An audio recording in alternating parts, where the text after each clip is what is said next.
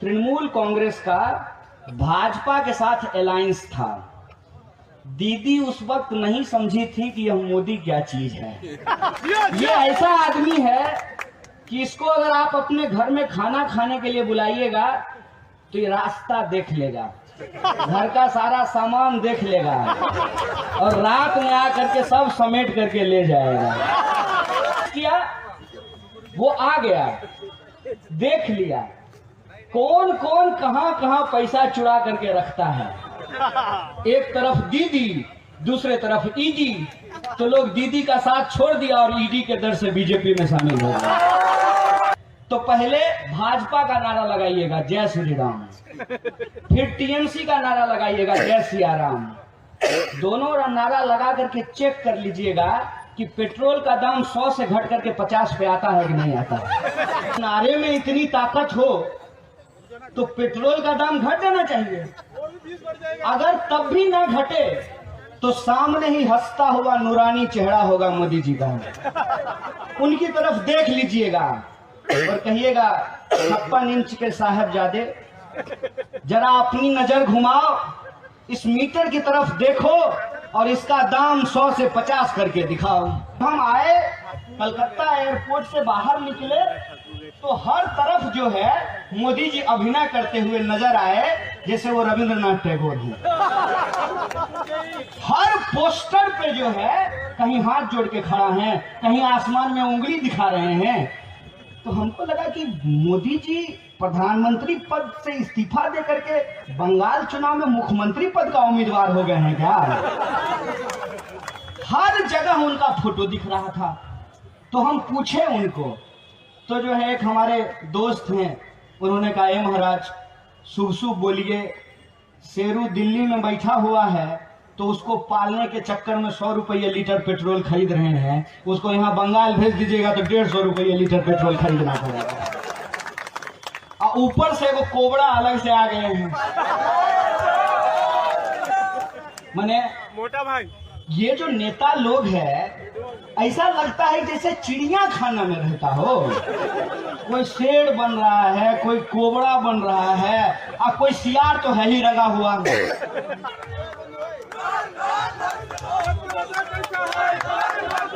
जब तक चुनाव है तब तक कोरोना नहीं है। আমাদের সবাইকে বিপ্লবী অভিনন্দন। मुझे इतना ही बांग्ला आता है। আমি বাংলা বুঝতে পারি কিন্তু বলতে পারি না। हिंदी में बोले ना। बहुत बहुत शुक्रिया, बहुत बहुत धन्यवाद। मोटा भाई के लिए तो मेरी आवाज जहां तक पहुंच रही है, पूर्व मिदनापुर के, पितासपुर के आप तमाम आदरणीय बुजुर्गों का, माताओं बहनों का, नौजवान दोस्तों का, दुकानदार भाइयों का, मेहनत मजदूरी करके, बिजनेस करके, खून पसीना बहा करके अपना परिवार पालने वाले आप तमाम आम जनों का मैं क्रांतिकारी इस्तकबाल करता हूं, आपका हार्दिक अभिनंदन करता हूं। दोस्तों, मुझे एक्चुअली शैकत को सुनने में बहुत मजा आ रहा था।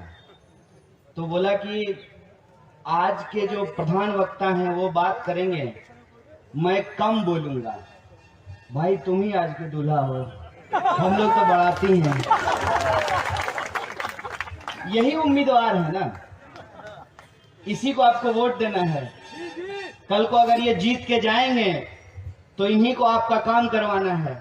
इसीलिए इनकी बात सुनना और इनके बात को रिकॉर्ड करके रखना, और फिर अगर ये वो वादा पूरा ना करें तो इनको याद कराना, इसलिए इनको सुनना ज्यादा जरूरी है।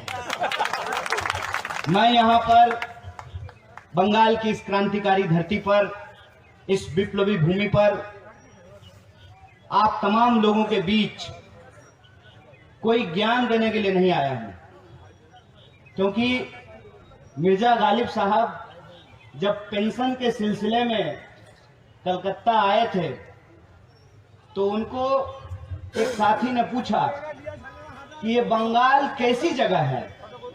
तो मिर्जा गालिब साहब ने कहा कि बंगाल ऐसी जगह है कि एक ही वक्त में ये 100 साल पीछे भी जीता है और 100 साल आगे भी जीता है। बंगाल की इस महान भूमि को बस में नमन करने के लिए आया हूं।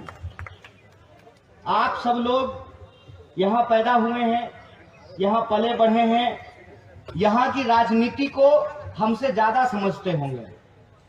आपने वाम फ्रंट का सरकार भी देखा है, आप दीदी का सरकार भी देख रहे हैं, और जो लोग बदलाव के नाम पर सरकार में आने का दावा कर रहे हैं उनको भी आप बहुत अच्छे से पहचानते हैं।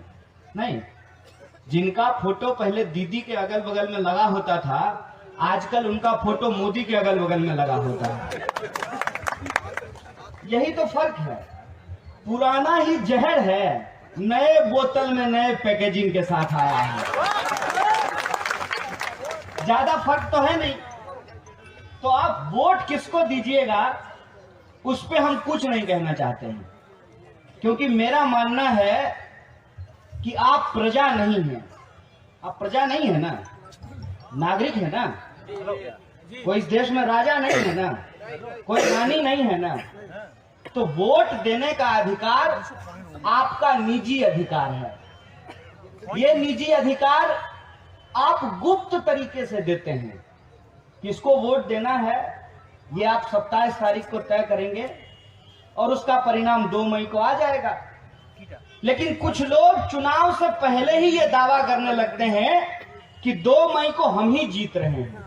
बताइए, अगर परिणाम पहले से पता हो तो चुनाव पे लाखों करोड़ों रुपया खर्च करने का क्या जरूरत है? असली मसला क्या है?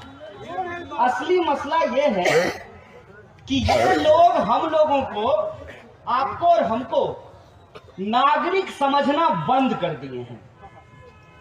ये नहीं समझते हैं कि हम लोग नागरिक हैं। अरे भाई, वोट हमारा, अधिकार हमारा, देश हमारा, चुनाव हमारा। हम तय करेंगे कि कौन आएगा और कौन जाएगा। तुम कौन होते हो तय करने वाले? इसीलिए आप किसको मत दीजिएगा ये आपका निर्णय है।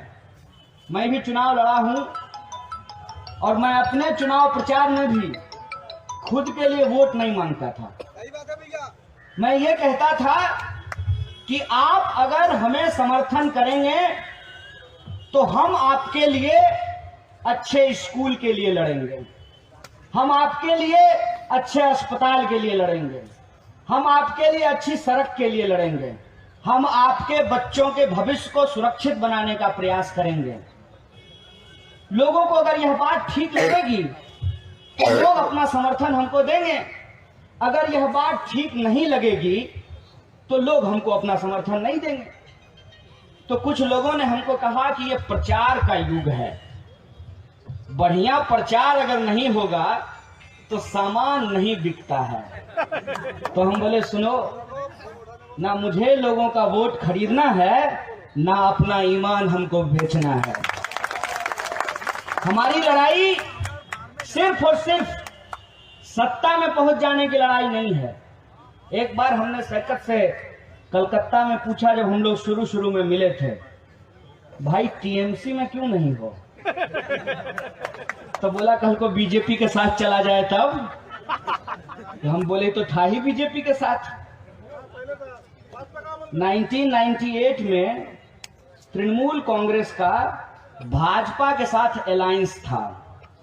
दीदी उस वक्त नहीं समझी थी कि यह मोदी क्या चीज है। ये ऐसा आदमी है कि इसको अगर आप अपने घर में खाना खाने के लिए बुलाइएगा तो ये रास्ता देख लेगा, घर का सारा सामान देख लेगा और रात में आकर के सब समेट करके ले जाएगा। दीदी अलायंस की टीएमसी से, बीजेपी से, एक ही बात है। अलायंस किया, वो आ गया, देख लिया कौन कौन कहां कहां पैसा चुरा करके रखता है। एक तरफ दीदी, दूसरे तरफ ईडी। तो लोग दीदी का साथ छोड़ दिया और ईडी के दर से बीजेपी में शामिल हो गए। यही हुआ है ना। अब आप हमको बताइए, दीदी और ईडी के इस लड़ाई में आपको नौकरी मिलेगी क्या? नहीं नहीं नहीं नहीं ट्राई करके देख लीजिएगा। दोनों नारा लगाइएगा, पेट्रोल पंप पे जाइएगा और पेट्रोल पंप का मीटर देखिएगा और उसको कहिएगा कि 1 लीटर पेट्रोल हमारे मोटरसाइकिल में डाल दीजिए। और जब वो तेल डालने लगे तो पहले भाजपा का नारा लगाइएगा, जय श्री राम। फिर टीएमसी का नारा लगाइएगा, जय सिया राम। दोनों नारा लगा करके चेक कर लीजिएगा कि पेट्रोल का दाम 100 से घट करके 50 पे आता है कि नहीं आता है। क्या अगर नारे में इतनी ताकत हो तो पेट्रोल का दाम घट जाना चाहिए। अगर तब भी ना घटे तो सामने ही हंसता हुआ नूरानी चेहरा होगा मोदी जी का, उनकी तरफ देख लीजिएगा और कहिएगा 56 इंच के साहबजादे जरा अपनी नजर घुमाओ, इस मीटर की तरफ देखो और इसका दाम 100 से 50 करके दिखाओ, तब समझेंगे असल समस्या क्या है। इस बात को हम लोगों को समझना बहुत जरूरी है। समस्या ये है कि हमारे जीवन की जो वास्तविक समस्याएं हैं, जिसको अंग्रेजी में कहते हैं रियल इश्यूज, उस पे हम लोग बात करना बंद कर दिए हैं। उस पे चुनाव होना बंद हो गया है, उस पे वोट होना बंद हो गया है और उस पे सरकार बननी बंद हो गई है। हमारे एक साथी कह रहे थे हेलीकॉप्टर की बात। हमारे पास हेलीकॉप्टर होता तो हम भी सामने वाले मैदान में हेलीकॉप्टर ही लेकर के आते। हमारे पास हेलीकॉप्टर क्यों नहीं है? ऐसा नहीं है कि नहीं हो सकता है। अगर हम हेलीकॉप्टर खरीदना चाहते हैं तो पहले हमको अपना ईमान बेचना पड़ेगा। हमको हेलीकॉप्टर से ज्यादा अपना ईमान प्यारा है, इसीलिए हमारे पास हेलीकॉप्टर नहीं है। तो सामने हेलीकॉप्टर उतरता है, उतरा था, उतरेगा और सड़क के इस किनारे हम लोग बैठे हुए हैं। ये लड़ाई आर पार की लड़ाई है। आप तय कर लीजिए कि आप किस ओर खड़ा होना चाहते हैं। आप तय कर लीजिए कि आपका चुनाव, आपका वोट, आपका अधिकार, आपका ये इस्तेमाल आप किस तरीके से करना चाहते हैं। आप तय कर लीजिए कि बंगाल की इस महान भूमि, जिसका स्वर्णिम इतिहास, और उस स्वर्णिम इतिहास में 1947 के वो काली स्याह रात जिसमें दंगे हुए, जो धरती ये गाती है राम रहीमा कृष्ण करीमा ईश्वर अल्लाह मेरा है, उस धरती पर तलवारें क्यों निकली थी? आपस में एक गांव के लोग आधे इधर जाओ, लग रहा था जैसे शोले का पिक्चर चल रहा हो और असरानी जेलर हो, आधे इधर जाओ आधे इधर जाओ, बाकी मेरे साथ आओ। एक ही परिवार के आधे लोग उधर चले गए और आधे इधर रह गए। एक ही परिवार के लोग, गांव बीच से अचानक से बांट दिया गया। जिस नीम के पेड़ के डाल पर कभी झूला झूलते हुए सावन के गीत गाते थे, वो उस तरफ चला गया और झूला झूलने वाले इंसान सजन इस तरफ, सजनी उस तरफ। ये हुआ था कि नहीं हुआ था? वो विभाजनकारी चीज जिसका दर्द इस देश में अगर कोई सबसे ज्यादा झेला है तो एक बंगाल है, दूसरा पंजाब है। आप पंजाब जाकर के देख लीजिए, भाजपा को कोई पांव भी वहां रखने के लिए नहीं देने के लिए तैयार है। अभी कृषि कानून पेश किया गया, पंजाब के लोगों का इतना दबाव था कि मोदी जी की कृषि मंत्री को ही रिजाइन करना पड़ा। जो लोग अपनों को खोते हैं, जिन्होंने नफरत में जलते हुए घर और गांव देखे हैं, वो जानते हैं कि धर्म की राजनीति के नाम पर, धर्म के नाम पर समाज को बांटने वाले लोग कितने खतरनाक होते हैं। ये इतिहास उनको याद है और वही इतिहास भाजपा बंगाल में आकर के दोहराना चाहती है। कह रही है जय श्री राम। अरे बोलिए ना भाई, कोई जय श्री राम बोले, कोई जय सिया राम बोले, लेकिन ये धरती खुद ही राम की थी, है और रहेगी। इस बात को आप याद रख लीजिएगा। इस बात को आप याद रख लीजिएगा कि इस देश की आजादी को बचाने के लिए राम प्रसाद बिस्मिल और अशफाकुल्लाह खान ने एक साथ जान गंवाई थी, एक साथ शहादत दी थी। उस विरासत को यह जो तोड़ने की कोशिश की जा रही है, उस कोशिश को हम लोगों को समझना पड़ेगा। और यह जो तमाम चीजें आपके इर्द गिर्द हो रहा है, उसके प्रति आपको प्रजा की तरह नहीं, एक नागरिक की तरह सोचना पड़ेगा। मन में आपके एक बार यह विचार आना चाहिए कि किसका पैसा है जो पानी की तरह चुनाव में बहाया जा रहा है। ये किसका पैसा है? आपको यह बात सोचना चाहिए कि जब तूफान आता है, अम्फन तूफान आया था ना, तब तो हेलीकॉप्टर लेकर के नहीं घूम रहे थे कैलाश विजयवर्गीय, घूम रहे थे क्या? जब लॉकडाउन में लोग हजारों किलोमीटर पैदल चल रहे थे, तब तो कोई नहीं खाना बांट रहा था। इस देश के भीतर जब आम लोग अपनी समस्याओं में जूझ रहे होते हैं, तब तो कोई नहीं आता है पूछने के लिए। हम ये नहीं कह रहे हैं कि आप किसके पक्ष में खड़ा होना चाहते हैं, लेकिन एक बात आप हमको सोच करके बताइए कि कोई सरकार हो सकती है कि आपकी अपेक्षाओं पे खड़ी ना हुई हो सकता है कि किसी सरकार के प्रति आपके मन में शिकायत हो, लेकिन आप अपनी कमाई से शांति से अपने घर में जो खाना खाते हैं, कोई सरकार ऐसी चुन करके आए जो खाना भी ना दे, काम भी ना दे और आपका सुख चैन छीन ले, ऐसी सरकार को आप इस राज्य में लाना चाहते हैं, नहीं लाना चाहते हैं, इसका विचार आपको करना पड़ेगा। और जिनको लगता है कि वाम फ्रंट का सरकार देख लिए, दीदी का सरकार देख लिए, एक बार भाजपा को भी देख लेते हैं, नया पार्टी है, फेयर एंड लवली है। पिछड़ा वाला फेयर एंड लवली से मुंह गोरा नहीं हुआ था, तो अभी फेयर एंड लवली प्लस खरीद लेते हैं। कैसी बात है ये? मैं बिहार से आता हूँ, 2005 से भाजपा सरकार में है। क्या बदल गया है बिहार का, हमको जरा बताइए। कितना एम्स खुल गया है, कितना IIT खुल गया है, कितना जो है बहाली जो होती है नौजवानों की, SSC की बहाली कितनी रेगुलर हो गई है, कितने नए उद्योग खुले हैं, कितनी नई सड़कें बन गई है, कुछ नहीं। ये कहते हैं कि हमको मौका दीजिए, हम विकास का गंगा बहाएंगे। हाँ, बहा रहे हैं ना मध्य प्रदेश में विकास का गंगा। पूरे देश में तो आप ही की सरकार है ना, कहाँ है विकास की गंगा? हम भी विकास को ढूंढ रहे हैं। विकास वैसे गायब है जैसे गधे के सर से सींग गायब होता है। मुझे बता दीजिए, ऐसा कौन सा चीज बीजेपी के आ जाने के बाद होगा जो पहले नहीं हो रहा था? ऐसी कौन सी बात हो जाएगी? ये बात आखिर बोला क्यों जा रहा है? इसके पीछे साजिश क्या है? इस साजिश को आप समझिए।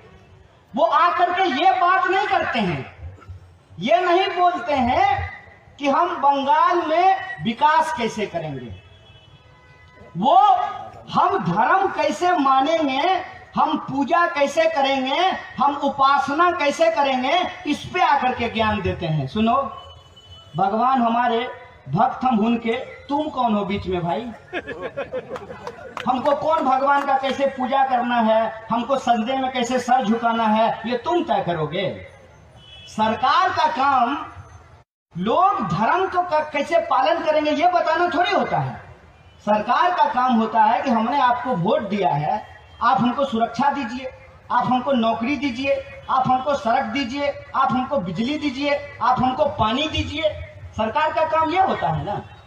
आजकल नया भाषण देना शुरू किए हैं, बोल रहे हैं कि जीत करके आएंगे तो नवन्ना से वापस जो है सेक्रेटेरिएट को राइटर बिल्डिंग में लेकर के जाएंगे, आप चांद पे लेके चले जाइए, मंगल ग्रह पे लेके चले जाइए। उससे क्या होगा? सेक्रेटेरिएट को आप नवन्ना ले जाएं कि राइटर ले जाएं, अगर उस सेक्रेटेरिएट में बंगाल के नौजवानों के लिए रोजगार की भर्तियां नहीं निकलती हैं, तो वो सेक्रेटेरिएट हमारे लिए कोई काम का नहीं है। हमको यह समझना पड़ेगा कि असली सवालों को गुमराह क्यों किया जाता है, क्यों भटकाया जाता है, और भटकाने के लिए बढ़िया बढ़िया कैमरा और बढ़िया बढ़िया गेटअप का इस्तेमाल किया जाता है। अभी मैं पटना से आ रहा हूं, एक पत्रकार ने हमको पूछा कि मोदी जी दाढ़ी बढ़ाए हैं, इसका क्या राज है। हम बोले सुनो, मोदी जी दाढ़ी बढ़ा लें कि चूल कटवा लें कि उसको जो है ललका रंग से रंगवा लें कि हरियरका रंग से रंगवा लें, उससे हमको क्या लेना देना है। उनका दाढ़ी है, उनका बाल है, मन है तो बढ़ा लें, मन है तो कटा लें, इससे हमको क्या लेना देना है। तो आप उनकी दाढ़ी का बंगाल चुनाव पे कोई इम्पैक्ट देखते हैं कि नहीं देखते हैं। हम बोले भारी बुड़वक आदमी है जी। मैंने बंगाल के लोगों को इतना समझ नहीं है क्या, वो किसी का दाढ़ी देख करके वोट दे देगा। हम ऐसे ही उस पत्रकार को डांट रहे थे और हमको पता नहीं था कि इस गेटअप का सचमुच में कोई मतलब है। जब हम आए कलकत्ता एयरपोर्ट से बाहर निकले तो हर तरफ जो है मोदी जी अभिनय करते हुए नजर आए जैसे वो रविंद्रनाथ टैगोर हैं। हर पोस्टर पे जो है कहीं हाथ जोड़ के खड़ा है, कहीं आसमान में उंगली दिखा रहे हैं। तो हमको लगा कि मोदी जी प्रधानमंत्री पद से इस्तीफा दे करके बंगाल चुनाव में मुख्यमंत्री पद का उम्मीदवार हो गए हैं क्या। हर जगह उनका फोटो दिख रहा था। तो हम पूछे उनको, तो जो है एक हमारे दोस्त हैं, उन्होंने कहा ए महाराज शुभ शुभ बोलिए, शेरू दिल्ली में बैठा हुआ है तो उसको पालने के चक्कर में 100 रुपये लीटर पेट्रोल खरीद रहे हैं, उसको यहाँ बंगाल भेज दीजिएगा तो 150 रुपये लीटर पेट्रोल खरीदना पड़ेगा। और ऊपर से वो कोबरा अलग से आ गए हैं। माने मोटा भाई, ये जो नेता लोग हैं ऐसा लगता है जैसे चिड़िया खाना में रहता हो।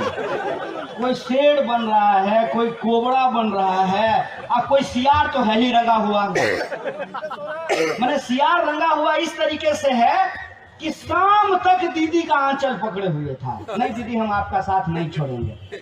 रात में इनकम टैक्स से फोन आया और भोरे मोदी जी के दफ्तर में पहुंच गए।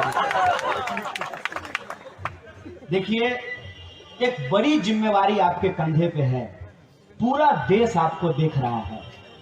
और हम लोग तो बिहार के लोग हैं, अपने आप को जब भी गौरवान्वित करने का मन होता है तो कह देते हैं कि बिहार तो बंगाल का ही पार्ट था ना। आपके ऊपर हमसे ज्यादा बड़ी जिम्मेवारी है। बिहार में हम लोग ले करके इस बार जो है ना ऑलमोस्ट हराने तक पहुंचा दिए थे। आप लोग जो है प्रबुद्ध लोग हैं, आपके पास जो है एक स्वर्णिम इतिहास है। हम उम्मीद करते हैं और हमारी तरह पूरा देश आपसे उम्मीद कर रहा है कि कुछ भी हो जाए, किसी भी सूरत में इस देश के भीतर लोगों को धर्म के नाम पर लड़ाने वाली शक्तियों को सत्ता में नहीं आने दिया जाए। ये संकल्प आप तमाम लोगों को लेना पड़ेगा। बोलिए, लेते हैं कि नहीं लेते हैं? मन से नहीं बोल रहे हैं, पक्का एकदम। लेकिन जब आप वोट देने जाइएगा ना तो मन में एक दुविधा रहेगी। हम बता देते हैं आपको, जब हम जेएनयू में चुनाव लड़ रहे थे तो हम जिसको भी वोट मांगते थे ना तो बोला भाषण बहुत अच्छा था, आदमी भी तुम बहुत अच्छा हो, लेकिन वोट तुमको दे देंगे ना तो ये भी जीत जाएगा।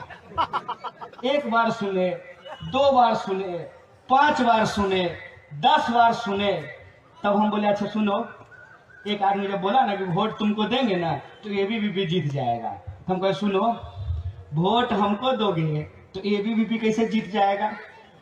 सैकत को भी ये बात सुनने को मिलता होगा, लोग पक्का कहता होगा देखो तुम हो तो नौजवान, जोश भी है तुम्हारे अंदर। और इस बिकने के जमाने में जब सब कुछ बिक रहा हो, रेलवे बिक रहा हो, LIC बिक रहा हो, बैंक बिक रहा हो, डाक खाना बिक रहा हो, जब सब कुछ बिक रहा हो, उस जमाने में ईमान को नहीं बेचने देना ये सबसे बड़ी बात होती है। इसका ईमान ऑन सेल नहीं है। इस जमाने में ये लाल झंडा पकड़ करके जहां बड़ी मुश्किल से जो है जगह मिलती है, बहुत बहुत धन्यवाद बंगाल पार्टी को कि आपने नौजवानों को मौका दिया है। इसके लिए मैं आपका बड़ा शुक्रगुजार हूँ। मौका मिला है और ये लड़ रहा है। कई जगह इसको जाकर के लोग यही कहते हैं कि नौजवान हो, ईमानदार हो, बढ़िया बोलते हो, लेकिन वोट देते हुए घबराहट होती है कहीं भाजपा न जीत जाए। ऐसा होता है कि नहीं होता? ये मेरे साथ 2 बार हुआ है।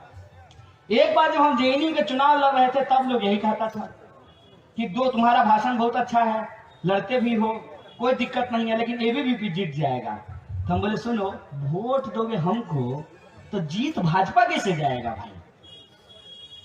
ये बात हमारे दिमाग में डाल दी गई है कि हम नागरिक नहीं हैं। वो टीवी पे मार मुंह में स्नो पाउडर लगा करके शाम को जो आता है ब्रेकिंग न्यूज, लगता है सारा ज्ञान उसी के पास है। हम लोग तो कुछ नहीं है, सारा सरकार बना वही लोग रहा है, गिरा वही लोग रहा है, तो हम लोग क्या हैं? हमारे दिमाग में यह बात बिठा दी गई है कि हम नागरिक नहीं है, प्रजा हैं। वो लोग जो टीवी में तय कर देंगे वही होगा, ऐसा नहीं होता है। हम सबको जब यही कहना शुरू किए कि एक एक को कि वोट दोगे हमको तो जीत एबीवीपी कैसे जाएगा, वोट दीजिएगा जब आप हमको तो जीत बीजेपी कैसे जाएगा, मन में ये दुविधा नहीं रखिएगा। भाजपा को अगर हराना है तो भाजपा को हराने का मतलब सिर्फ और सिर्फ उसको हरा कौन रहा है, जो टीवी आपको बता रहा है, उसको वोट दे देने से भाजपा नहीं हारेगी। यह बात अपने दिमाग में आप डाल लीजिए, क्योंकि भाजपा सिर्फ चुनाव में खड़ा होने वाली एक पार्टी नहीं है, बल्कि इस देश में विभाजन के कगार पर वो स्थिति पैदा करने वाली विचारधारा है। इस बात को आप याद रखिएगा। अगर उस विचारधारा को आप हराना चाहते हैं तो आपको ऐसे व्यक्ति का भी चुनाव करना पड़ेगा जो मर जाए, कट जाए, जेल में बंद हो जाए, सूली पे चढ़ जाए, लेकिन भाजपा के सामने झुकेगा नहीं, भाजपा के सामने बिकेगा नहीं। इस बात को भी आपको अपने दिमाग में रखना पड़ेगा। और मैं, शाम का वक्त है, शैतान का नाम बार बार नहीं लेना चाहता हूं, बस इतना कहना चाहता हूं कि किस पार्टी का लोग कहां जाकर के बिक रहा है, इसके बारे में आपको मालूम है। एक दूगो इधर से भी उधर गए हैं, एक दूगो इधर से भी उधर गए हैं, तो मैंने एक कॉमरेड को पूछा जो कभी कॉमरेड हुआ करते थे और हमको मार्क्स लेनिन पे ज्ञान दिया करते थे। उसको हमने पूछा कि क्यों जी, ऐसा क्यों किए, तुमने अपनी विचारधारा और अपने ईमान से गद्दारी क्यों की? तो बोला टीएमसी को शिक्षा देना चाहते थे। बांग्ला में शिक्षा देना ही बोलते हैं ना, सबक सिखाने को। बोला टीएमसी को शिक्षा देना चाहते थे। हम बोले बड़ा कमाल बात है, टीएमसी को शिक्षा देने के लिए तुम बीजेपी में चले गए। लेफ्ट में रहते हम दोनों को बढ़िया से शिक्षा दे देते। जो लोग इस लड़ाई को छोड़ करके भागते हैं, वैसे लोगों के समर्थन में मैं आपके बीच बात रखने के लिए नहीं आया हूं। मैं वैसे लोगों के समर्थन में आपके बीच में बात रखने के लिए आया हूं कि हमारी लड़ाई चुनाव तक सीमित नहीं है। हमारी लड़ाई इस देश को अशफाकुल्लाह खान और राम प्रसाद बिस्मिल के सपनों का भारत बनाने का लड़ाई है। इस बात को याद रखिएगा। हमारी लड़ाई राम के नाम पर नाथूराम की जो ये सत्ता स्थापित करते हैं, उनके खिलाफ खुदीराम बोस का देश बनाने का लड़ाई है। इस बात को आप याद रखिएगा।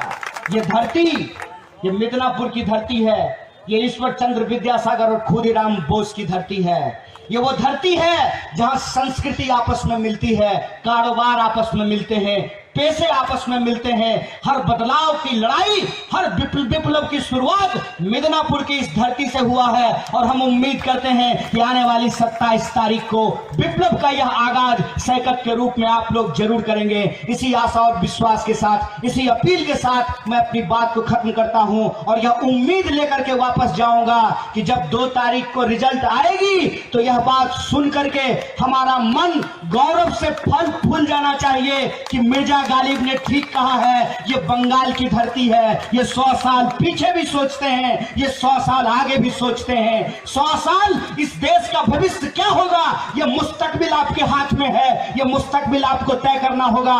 बोलिए, मुस्तकबिल तय करेंगे कि नहीं करेंगे? इस देश को बांटने वाली शक्तियों को हराएंगे कि नहीं हराएंगे?